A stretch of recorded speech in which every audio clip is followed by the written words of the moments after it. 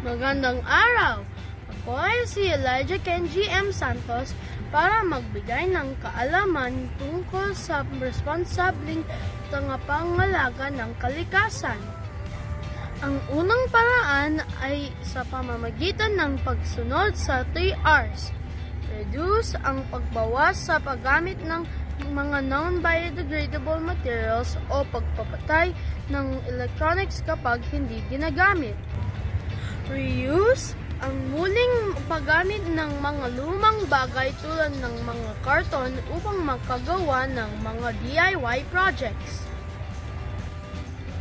Ang huli, recycle ang paggamit ng mga lumang plastic containers tulad na paggawa ng paso para sa halaman. Ang pangalawang paraan ay ang reforestation. Yan ay pagtatanim ng mga puno sa halip na putulin ito.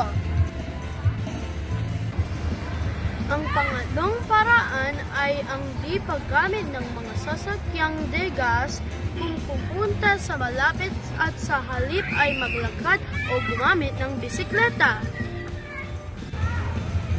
Makakatulong ito sa pagbawas sa pollution sa hangin.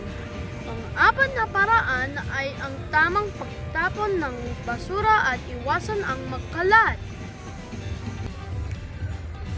At ang panglima at huli ay paggawa ng sarili hardin dahil ang mga halaman ay nakakatulong sa kalikasan at pwede din ang mga halamang gulay at prutas dahil may nutritional benefits ito. Dapat nating pagmalasakitan ang kalikasan dahil dito natin nakukuha lahat ng pangangailangan natin sa buhay.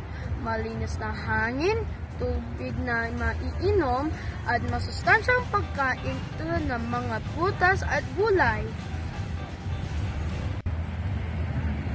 Ngunit, karamihan ay pabaya. Minsan, ang maliliit na bagay ay humahantong sa malaking kapahamakan. Halimbawa, kapag nagkakalat ka, ang basura ay pwedeng bumara sa mga kanal na nagiging sanhi ng baha. Ginawa ito ng Diyos at ipinagkatiwala sa atin dahil mayroon tayong talino at kakayahan na pangalagaan ang kalikasan. Salamat sa panood. Paalam!